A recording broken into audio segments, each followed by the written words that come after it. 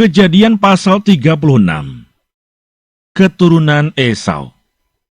Inilah keturunan Esau, yaitu Edom. Esau mengambil perempuan-perempuan Kanaan menjadi istrinya, yakni Ada, anak Elon orang Het, dan Oholibama, anak-anak anak Sibeon orang Hewi, dan Basmat, anak Ismail, adik Nebayot. Ada melahirkan Elifas bagi Esau, dan Basmat melahirkan Rehuel, dan Oholibama melahirkan Yeus, Yaelam, dan Korah. Itulah anak-anak Esau yang lahir baginya di tanah Kanaan. Esau membawa istri-istrinya, anak-anaknya lelaki dan perempuan, dan semua orang yang ada di rumahnya, ternaknya, segala hewannya, dan segala harta bendanya yang telah diperolehnya di tanah Kanaan. Lalu pergilah ia ke negeri lain, dan ia meninggalkan Yakub adiknya itu. Sebab harta milik mereka terlalu banyak, sehingga mereka tidak dapat tinggal bersama-sama, dan negeri penumpangan mereka tidak dapat memuat mereka, karena banyaknya ternak mereka itu. Maka menetaplah Esau di pegunungan Seir. Esau itulah Edom. Inilah keturunan Esau, bapa orang Edom di pegunungan Seir. Nama anak-anaknya ialah Elifas, anak Ada istri Esau, Rehuel, anak Basmat istri Esau. Anak-anak Elifas ialah Teman, Omar, Sefu, Gaitam, dan Kenas. Timna adalah gundik Elifas anak Esau. Ia melahirkan Amalek bagi Elifas. Itulah cucu-cucu Ada istri Esau. Inilah anak-anak Rehuel, Nahat, Serah, Syama, dan Misa. Itulah cucu-cucu Basmat istri Esau. Inilah anak-anak Oholibama istri Esau itu, anak-anak anak Sibeon. Ia melahirkan bagi Esau Yeus, Yaelam, dan Korah. Inilah kepala-kepala kaum Bani Esau, keturunan Elifas anak sulung Esau. Ialah kepala kaum Teman, kepala kaum Omar, kepala kaum Sefu, kepala kaum Kenas, kepala kaum Korah, kepala kaum Gaitam, dan kepala kaum Amalek. Itulah kepala-kepala kaum Elifas di tanah Edom.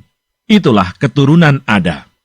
Inilah keturunan Rehuel anak Esau, kepala kaum Nahat, kepala kaum Serah, kepala kaum Syama, dan kepala kaum Misa. Itulah kepala-kepala kaum Rehuel di tanah Edom. Itulah keturunan Basmat istri Esau. Inilah keturunan Oholibama istri Esau, kepala kaum Yeus, kepala kaum Yaelam, kepala kaum Korah. Itulah kepala-kepala kaum Oholibama istri Esau, anak Ana. Itulah Bani Esau, yakni Edom, dan itulah kepala-kepala kaum mereka. Keturunan Seir. Inilah anak-anak Seir, orang Hori, penduduk negeri itu. Lotan, Shobal, Sibeon, Ana, Disyon, Eser, Disyan. Itulah kepala-kepala kaum orang Hori, anak-anak Seir di tanah Edom. Anak-anak Lotan ialah Hori dan Heman. Dan saudara perempuan Lotan ialah Timna. Inilah anak-anak Shobal, Alwan, Manahat, Ebal, Shefo, dan Onam. Inilah anak-anak Sibeon, Aya dan Ana. Anak inilah yang menemui mata-mata air panas di padang gurun ketika ia sedang mengembalakan keledai Sibeon ayahnya itu. Inilah anak-anak Ana, Disyon dan Oholibama anak perempuan Ana. Inilah anak-anak Disyon, Hemdan, Esiban, Yitran, dan Keran. Inilah anak-anak Eser, Bilhan, Sya'awan, dan Akan. Inilah anak-anak Disyan, Us, dan Aran.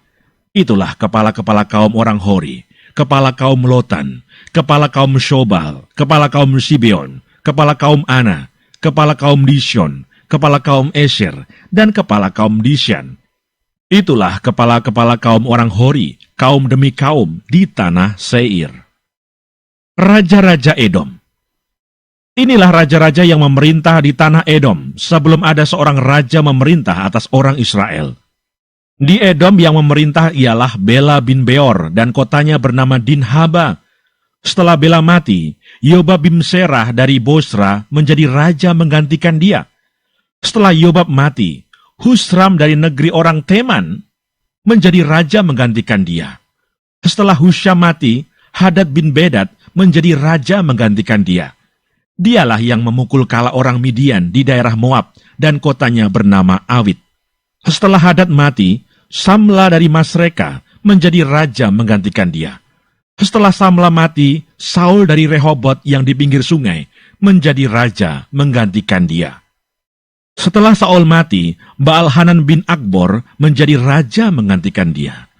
Setelah Baal-Hanan bin Akbor mati, Hadar menjadi raja menggantikan dia. Kotanya bernama Pahu, dan istrinya bernama Mehetabel, binti Matred binti Mesahab. Inilah nama kepala-kepala kaum Esau menurut kaum dan tempat mereka dengan nama mereka masing-masing.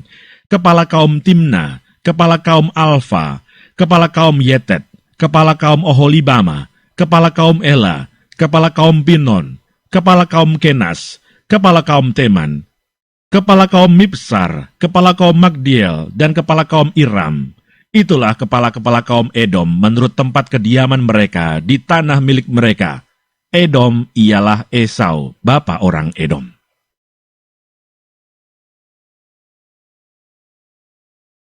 Kejadian pasal 37. Yusuf dan saudara-saudaranya. Adapun Yakub, ia diam di negeri penumpangan ayahnya, yakni di tanah Kanaan. Inilah riwayat keturunan Yakub. Yusuf tatkala berumur 17 tahun, jadi masih muda, biasa mengembalakan kambing domba bersama-sama dengan saudara-saudaranya, anak-anak Bilha dan Silpa, kedua istri ayahnya. Dan Yusuf menyampaikan kepada ayahnya kabar tentang kejahatan saudara-saudaranya. Israel lebih mengasihi Yusuf dari semua anaknya yang lain, sebab Yusuf itulah anaknya yang lahir pada masa tuanya. Dan ia menyuruh membuat jubah yang maha indah bagi dia. Setelah dilihat oleh saudara-saudaranya bahwa ayahnya lebih mengasihi Yusuf dari semua saudaranya, maka bencilah mereka itu kepadanya dan tidak mau menyapanya dengan ramah. Pada suatu kali bermimpilah Yusuf, lalu mimpinya itu diceritakannya kepada saudara-saudaranya. Sebab itulah mereka lebih benci lagi kepadanya. Karena katanya kepada mereka, "Coba dengarkan mimpi yang kumimpikan ini.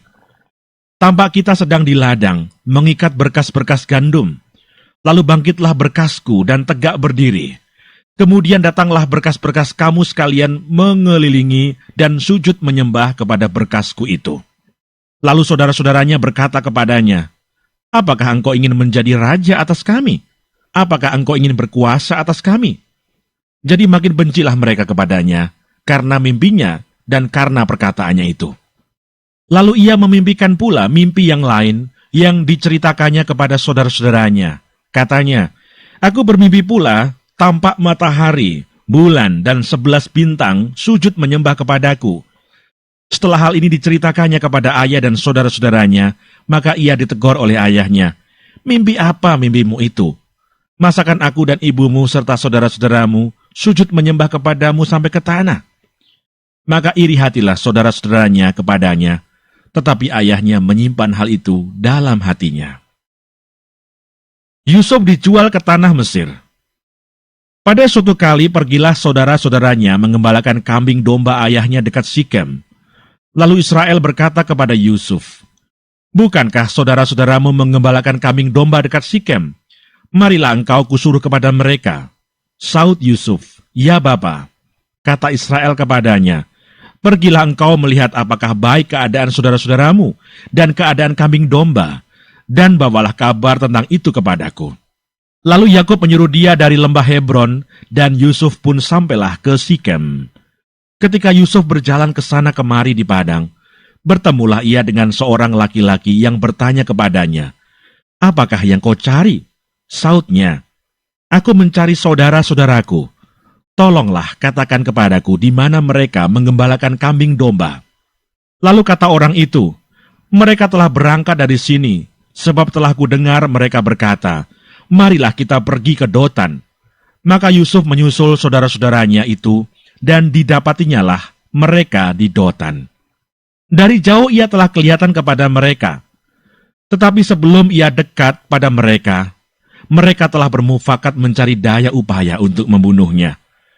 Kata mereka seorang kepada yang lain, "Lihat, tukang mimpi kita itu datang. Sekarang marilah kita bunuh dia dan kita lemparkan ke dalam salah satu sumur ini. Lalu kita katakan, seekor binatang buas telah menerkamnya, dan kita akan lihat nanti bagaimana jadinya mimpinya itu." Ketika Ruben mendengar hal ini, ia ingin melepaskan Yusuf dari tangan mereka, Sebab itu katanya, janganlah kita bunuh dia. Lagi kata Ruben kepada mereka, janganlah tumpahkan darah. Lemparkanlah dia ke dalam sumur yang ada di padang gurun ini, tetapi janganlah apa-apakan dia. Maksudnya, hendak melepaskan Yusuf dari tangan mereka dan membawanya kembali kepada ayahnya. Baru saja Yusuf sampai kepada saudara-saudaranya, mereka pun menanggalkan jubah Yusuf, jubah maha indah yang dipakainya itu. Dan mereka membawa dia dan melemparkan dia ke dalam sumur. Sumur itu kosong, tidak berair. Kemudian duduklah mereka untuk makan. Ketika mereka mengangkat muka, kelihatanlah kepada mereka suatu kafilah orang Ismail datang dari Gilead dengan untanya yang membawa damar, balsam, dan damar ladan. Dalam perjalanannya mengangkut barang-barang itu ke Mesir. Lalu kata Yehuda kepada saudara-saudaranya itu, apakah untungnya kalau kita membunuh adik kita itu dan menyembunyikan darahnya? Marilah kita jual dia kepada orang Ismail ini. Tetapi janganlah kita apa-apakan dia, karena ia saudara kita, darah daging kita. Dan saudara-saudaranya mendengarkan perkataan itu.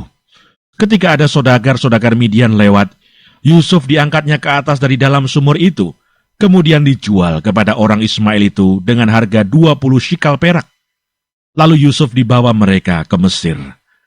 Ketika Ruben kembali ke sumur itu, ternyata Yusuf tidak ada lagi di dalamnya. Lalu dikoyakkannya lah bajunya, dan kembalilah ia ke saudara-saudaranya, katanya, anak itu tidak ada lagi, kemanakah aku ini? Kemudian mereka mengambil jubah Yusuf dan menyembelih seekor kambing, lalu mencelupkan jubah itu ke dalam darahnya. Jubah maha indah itu mereka suruh antarkan kepada ayah mereka dengan pesan, ini kami dapati. Silakanlah Bapak periksa apakah jubah ini milik anak Bapak atau tidak. Ketika Yakub memeriksa jubah itu, ia berkata, ini jubah anakku. Binatang buas telah memakannya. Tentulah Yusuf telah diterkam. Dan Yakub mengoyakkan jubahnya, lalu mengenakan kain kabung pada pinggangnya, dan berkabunglah ia berhari-hari lamanya karena anaknya itu. Sekalian anaknya laki-laki dan perempuan berusaha menghiburkan dia, tetapi ia menolak dihiburkan, serta katanya, tidak, aku akan berkabung sampai aku turun mendapatkan anakku ke dalam dunia orang mati. Demikianlah Yusuf ditangisi oleh ayahnya. Adapun Yusuf, ia dijual oleh orang Midian itu ke Mesir, kepada Potifar, seorang pegawai istana Firaun, kepala pengawal raja.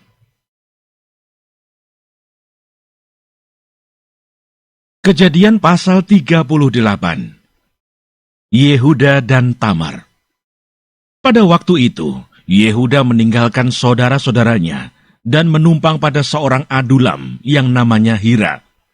Di situ Yehuda melihat anak perempuan seorang Kanaan. Nama orang itu ialah Shua. Lalu Yehuda kawin dengan perempuan itu dan menghampirinya. Perempuan itu mengandung, lalu melahirkan seorang anak laki-laki dan menamai anak itu Er.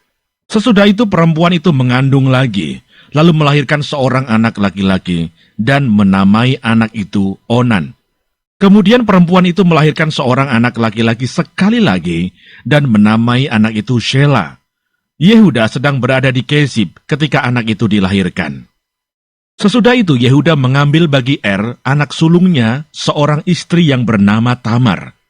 Tetapi Er, anak sulung Yehuda itu, adalah jahat di mata Tuhan.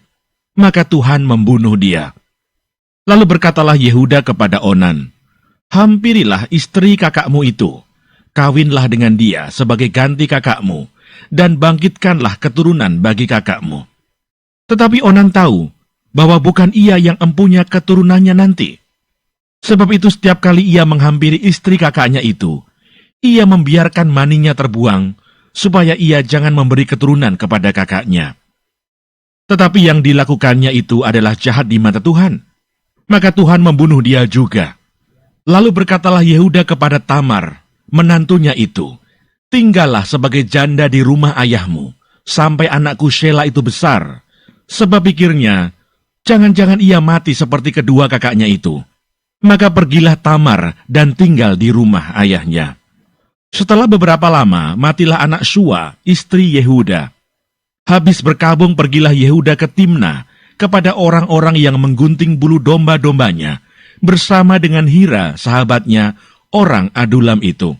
Ketika dikabarkan kepada Tamar, bapa mertuamu sedang di jalan ke Timna untuk menggunting bulu domba-dombanya, maka ditanggalkannya lah pakaian kejandaannya.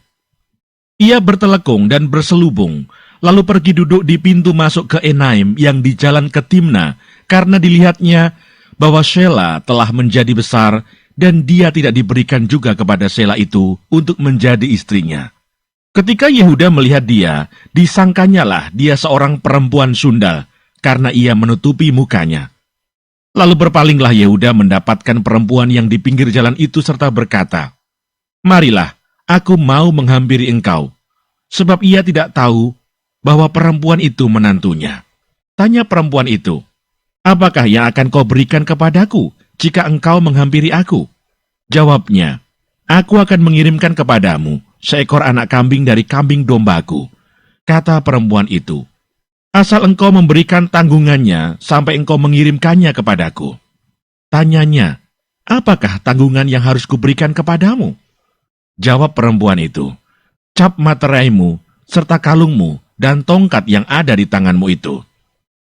Lalu diberikannya semuanya itu kepadanya, maka ia menghampirinya. Perempuan itu mengandung daripadanya. Bangunlah perempuan itu, lalu pergi, ditanggalkannya telekungnya, dan dikenakannya pula pakaian kejandaannya. Adapun Yehuda, ia mengirimkan anak kambing itu dengan perantaraan sahabatnya, orang Adulam itu, untuk mengambil kembali tanggungannya dari tangan perempuan itu, tetapi perempuan itu tidak dijumpainya lagi. Ia bertanya-tanya di tempat tinggal perempuan itu, "Di manakah perempuan jalang yang duduk tadinya di pinggir jalan di Enaim itu?" Jawab mereka, "Tidak ada di sini perempuan jalang."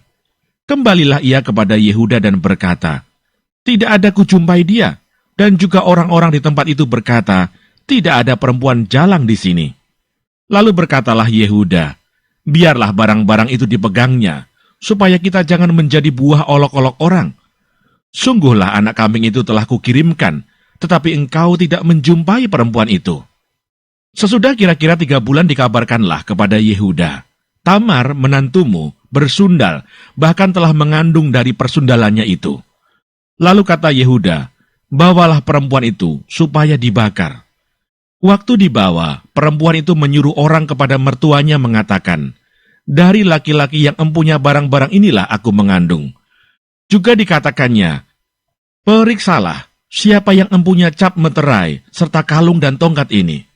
Yehuda memeriksa barang-barang itu lalu berkata, "Bukan aku, tetapi perempuan itulah yang benar, karena memang aku tidak memberikan dia kepada Shela anakku, dan ia tidak bersetubuh lagi dengan perempuan itu." Pada waktu perempuan itu hendak bersalin, nyatalah ada anak kembar dalam kandungannya, dan ketika ia bersalin, seorang dari anak itu mengeluarkan tangannya, lalu dipegang oleh bidan, diikatnya dengan benang kirmisi serta berkata, "Inilah yang lebih dahulu keluar." Ketika anak itu menarik tangannya kembali, keluarlah saudaranya laki-laki dan bidan itu berkata, "Alangkah kuatnya engkau menembus keluar." Maka anak itu dinamai Peres. Sesudah itu keluarlah saudaranya laki-laki yang tangannya telah berikat benang kirmisi itu, lalu kepadanya diberi nama Serah.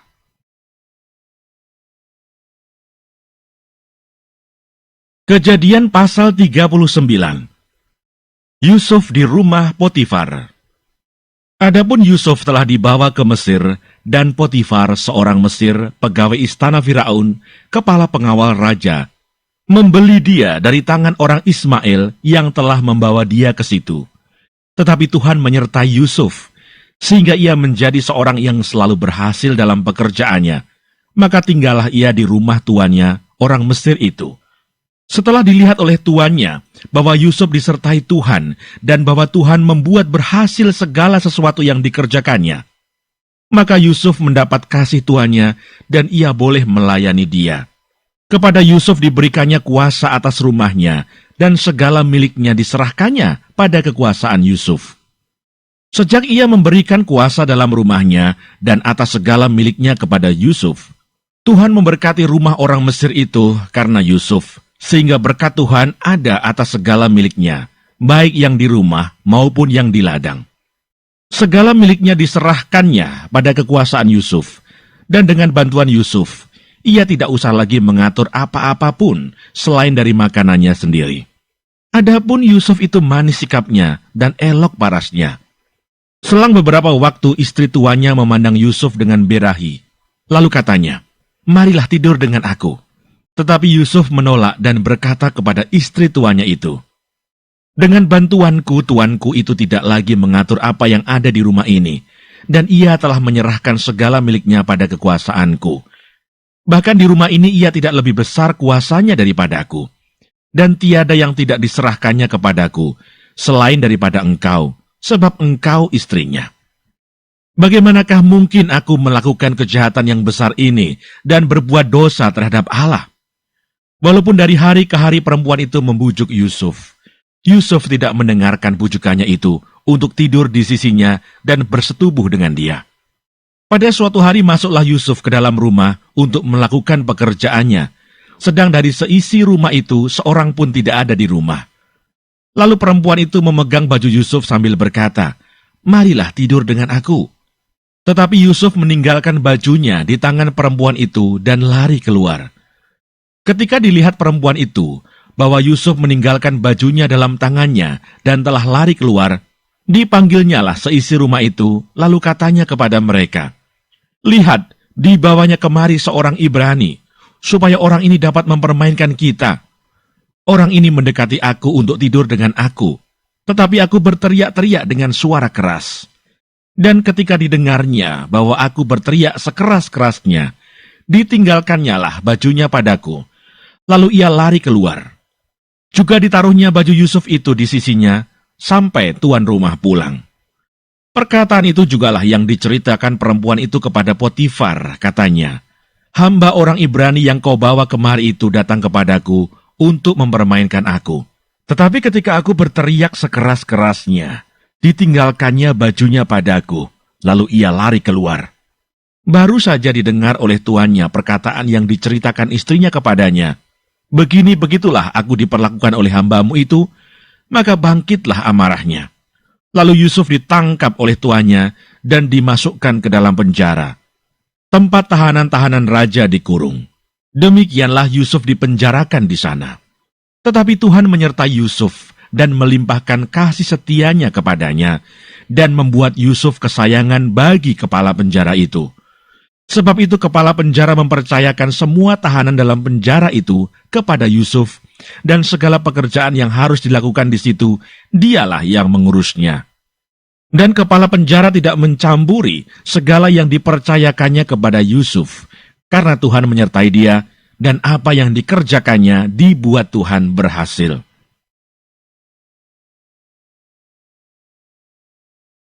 Kejadian pasal 40. Mimpi juru minuman dan juru roti. Sesudah semuanya itu terjadilah, bahwa juru minuman Raja Mesir dan juru rotinya membuat kesalahan terhadap tuannya, Raja Mesir itu. Maka murkalah Firaun kepada kedua pegawai istananya, kepala juru minuman dan kepala juru roti itu. Ia menahan mereka dalam rumah kepala pengawal raja, dalam penjara tempat Yusuf dikurung. Kepala pengawal raja menempatkan Yusuf bersama-sama dengan mereka untuk melayani mereka. Demikianlah mereka ditahan beberapa waktu lamanya. Pada suatu kali bermimpilah mereka keduanya, baik juru minuman maupun juru roti Raja Mesir yang ditahan dalam penjara itu.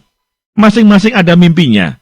Pada satu malam juga, dan mimpi masing-masing itu ada artinya sendiri. Ketika pada waktu pagi Yusuf datang kepada mereka, segera dilihatnya bahwa mereka bersusah hati. Lalu ia bertanya kepada pegawai-pegawai istana Firaun yang ditahan bersama-sama dengan dia dalam rumah tuanya itu, "Mengapakah hari ini mukamu semuram itu?" Jawab mereka kepadanya, "Kami bermimpi, tetapi tidak ada orang yang dapat mengartikannya." Lalu kata Yusuf kepada mereka, "Bukankah Allah yang menerangkan arti mimpi?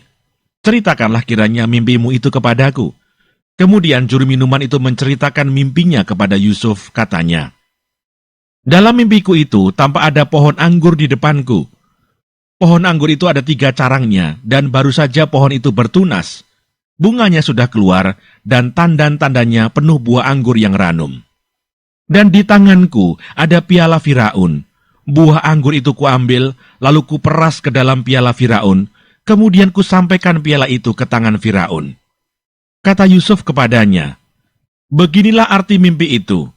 Ketiga carang itu artinya 3 hari. Dalam 3 hari ini, Firaun akan meninggikan engkau dan mengembalikan engkau ke dalam pangkatmu yang dahulu, dan engkau akan menyampaikan piala ke tangan Firaun seperti dahulu kala, ketika engkau jadi juru minumannya. Tetapi ingatlah kepadaku, apabila keadaanmu telah baik nanti, tunjukkanlah terima kasihmu kepadaku dengan menceritakan hal ikhwalku kepada Firaun, dan tolonglah keluarkan aku dari rumah ini. Sebab aku diculik begitu saja dari negeri orang Ibrani, dan di sini pun aku tidak pernah melakukan apa-apa yang menyebabkan aku layak dimasukkan ke dalam liang tutupan ini. Setelah dilihat oleh kepala juru roti, betapa baik arti mimpi itu, berkatalah ia kepadanya, aku pun bermimpi juga. Tampak aku menjunjung 3 bakul berisi penganan. Dalam bakul atas ada berbagai-bagai makanan untuk Firaun, buatan juru roti, tetapi burung-burung memakannya dari dalam bakul yang di atas kepalaku. Yusuf menjawab, beginilah arti mimpi itu. Ketiga bakul itu artinya 3 hari. Dalam 3 hari ini, Firaun akan meninggikan engkau tinggi ke atas dan menggantung engkau pada sebuah tiang, dan burung-burung akan memakan dagingmu dari tubuhmu. Dan terjadilah pada hari ketiga, hari kelahiran Firaun. Maka Firaun mengadakan perjamuan untuk semua pegawainya. Ia meninggikan kepala juru minuman dan kepala juru roti itu di tengah-tengah para pegawainya. Kepala juru minuman itu dikembalikannya ke dalam jabatannya, sehingga ia menyampaikan pula piala ke tangan Firaun. Tetapi kepala juru roti itu dikantungnya, seperti yang ditakbirkan Yusuf kepada mereka. Tetapi Yusuf tidaklah diingat oleh kepala juru minuman itu, melainkan dilupakannya.